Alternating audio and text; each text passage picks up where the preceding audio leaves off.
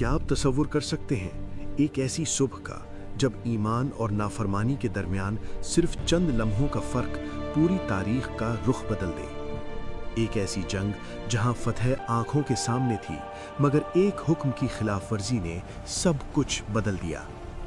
ये है ग़ज़वा-ए उहद की कहानी, वो दिन जब अल्लाह ने मोमिनों को एक ऐसा सबक दिया जो क़यामत तक याद रखा जाएगा। बद्र की शानदार फतह के बाद कुरैश के दिल इंतकाम की आग से भर चुके थे। सन 3 हिजरी में तकरीबन 3000 का लश्कर मक्का से मदीना की तरफ बढ़ा। उनका मकसद वाज़ेह था, मोहम्मद सल्लल्लाहु अलैहि वसल्लम और मुसलमानों को ख़त्म कर देना। रसूल अल्लाह सल्लल्लाहु अलैहि वसल्लम ने मशवरा किया। कुछ सहाबा मदीना के अंदर रहकर दिफा के हक़ में थे, मगर नौजवान सहाबा मैदान में निकलने के ख्वाहिशमंद थे। आखिरकार फैसला हुआ कि मदीना से बाहर निकलकर उहद के पहाड़ के करीब मुकाबला किया जाए। 700 के करीब मुसलमान 3000 के मुकाबले में। सामने उहद का पहाड़, पीछे मदीना और दरमियान में ईमान का इम्तिहान। रसूलुल्लाह सल्लल्लाहु अलैहि वसल्लम ने एक निहायत अहम हिकमत अमली इख्तियार की।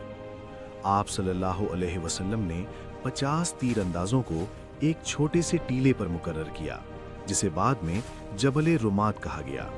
उनके अमीर हजरत अब्दुल्ला बिन जुबैर रज़ी अल्लाहु अन्हु थे। आप सल्लल्लाहु अलैहि वसल्लम ने वाज़े अल्फाज में हुक्म दिया, चाहे तुम देखो कि हम परिंदों की तरह फतह हासिल कर रहे हों या हमें शिकस्त हो रही हो, तुम अपनी जगह हरगिज न छोड़ना जब तक मैं हुक्म न दूं। जंग शुरू हुई। मुसलमानों ने जबरदस्त हमला किया। कुरैश की सफ़ें टूटने लगी, उनके अलमबरदार गिरने लगे। मैदान मुसलमानों के हक में होता दिखाई दे रहा था।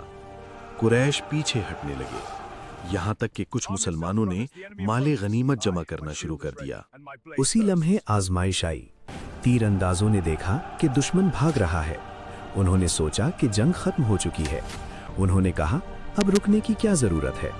हज़रत अब्दुल्ला बिन जुबैर रज़ी अल्लाहु अन्हु ने उन्हें याद दिलाया, रसूल अल्लाह सल्लल्लाहु अलैहि वसल्लम ने हमें हुक्म दिया था कि हम अपनी जगह ना छोड़ें, मगर अक्सर तीर अंदाज नीचे उतर गए, सिर्फ चंद बाकी रह गए।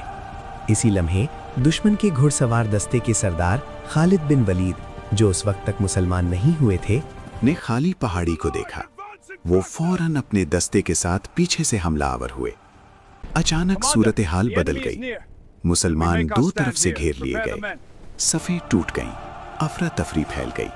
अफवाह फैली कि रसूलुल्लाह सल्लल्लाहु अलैहि वसल्लम शहीद हो गए हैं। ये खबर सुनते ही कुछ सहाबा सकते में आ गए।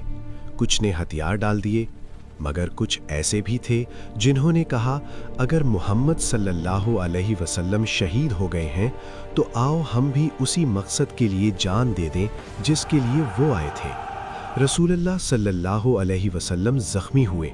आप सल्लल्लाहु अलैहि वसल्लम का दंदान मुबारक शहीद हुआ, चेहरा मुबारक ज़ख्मी हुआ, खूद के हल्के रुखसार में धंस गए।